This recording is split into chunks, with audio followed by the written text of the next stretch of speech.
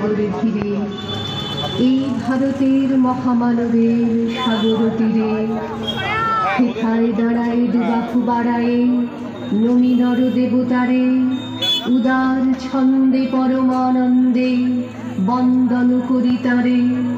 ধ্যান গম্ভীর এই যে ভূধর, নদী জপমালা ধৃত প্রান্তর, হেথায় নিত্য হ্যার পবিত্র ধরিত্রীরে, এই ভারতের মহামানবের সাগর তীরে।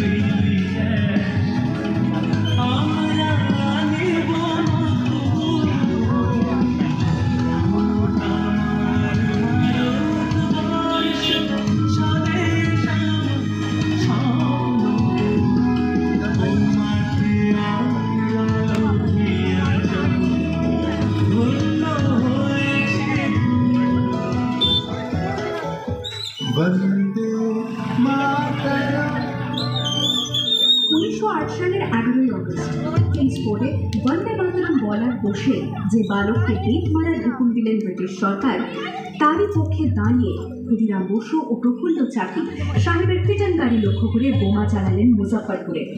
সাহেব নিহত হলেন না, তবু নাবালক ক্ষুদিরামকে ফাঁসির হুকুম দেওয়া হলো।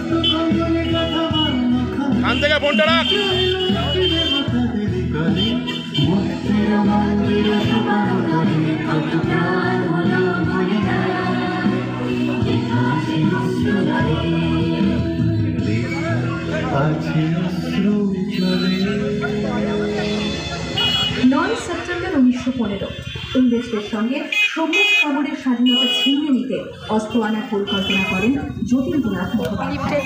বালিপুর সঙ্গীদের নিয়ে জাহাজ থেকে সেই অস্ত্র নামাতে গেলে ইংরেজ বাহিনী তাদের ঘিরে ফেলে।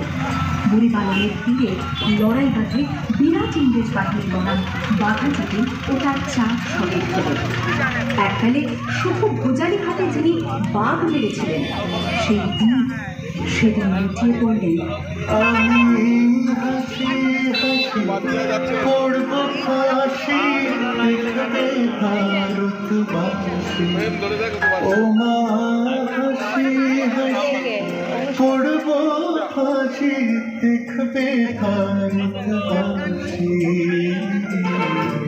একবার বিদায় ঘুরে আসি। 18 এপ্রিল 1918 মাস্টারদা সূর্য সেন ও তার 65 জন শিষ্য মিলে পরিকল্পনা করে চট্টগ্রামে ব্রিটিশ পুলিশের অস্ত্রাগার লুট করে এবং তারপরে লুকিয়ে আশ্রয় নেয় জালালাবাদ পাহাড়ে। এই 4 দিন পর ব্রিটিশ বাহিনী খুঁজে বার করে মাস্টারদা ও তাঁর সঙ্গীদের। সেদিনের অস্তমিত সূর্য ছিল সূর্য সেনের রক্তে রাঙা।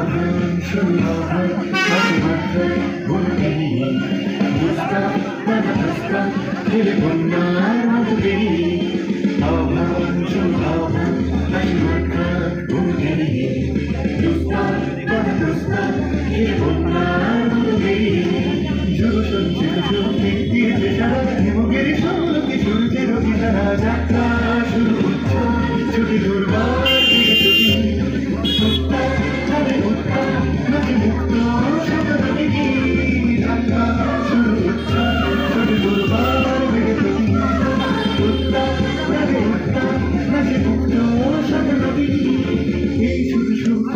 নবপ্রাণে জেগেছে রণসাজে সেজেছে অধিকার অর্জনে এ শুধু সূত্র যে নবপ্রাণে জেগেছে রণসাজে সেজেছে অধিকার।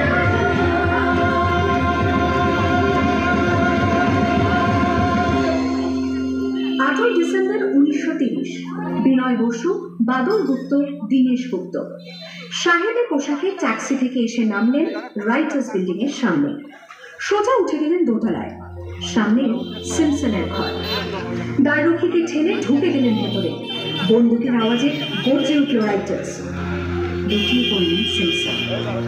এরপর রাইটার্স বিল্ডিং এর অলিন্দ বারবার গর্জে উঠল বিপ্লবীদের গুলির শব্দে। তারপর টেগার সাহেব তার বাহিনী নিয়ে ঘিরে ফেললেন বিনয়, বাদল, দীনেশকে।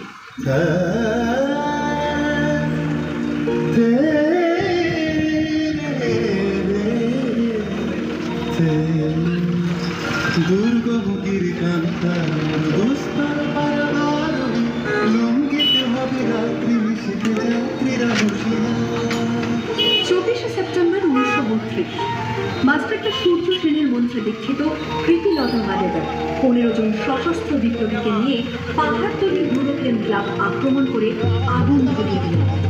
ভারতীয় ইতিহাসের স্বাভিমানী মহারানীদের মতো নিজের আত্মমর্যাদা অক্ষুণ্ণ রাখতে সেদিন প্রীতিলতা ওয়াদেদার পটাশিয়াম সায়ানাইড খেয়েছিলেন ব্রিটিশ পুলিশদের সামনে।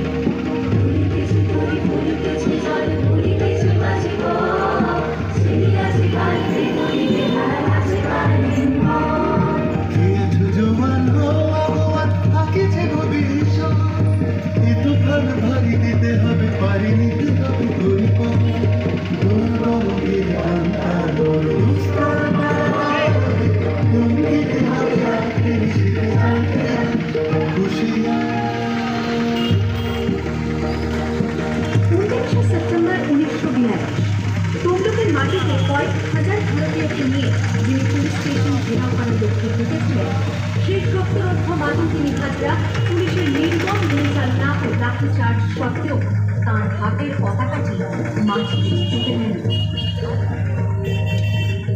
8 পরের বছর 1943-এর 30শে ডিসেম্বর জাপান সরকারের অধীনে থাকা আন্দামান দ্বীপ এবং হস্তান্তর করা হল ইন্ডিয়ান ন্যাশনাল আর্মিকে। পোর্ট ব্লেয়ারের মাঠে তিরঙ্গা পতাকা তুললেন সুভাষচন্দ্র। এটাই স্বাধীন ভারতের মাটিতে প্রথম তেরঙ্গা ঝান্ডা। আইএনএর commander in chief Subhash Chandra Bose হলেন ভারত যাকে স্বীকৃতি দিয়েছিল 18টি দেশ। যদি তোর লক্ষ্মীতে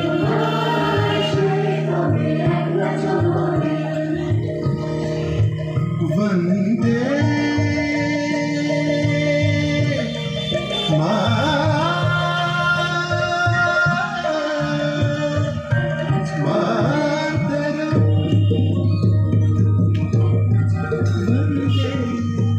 দেখি দিদি একটু চেপে জানতে পারছে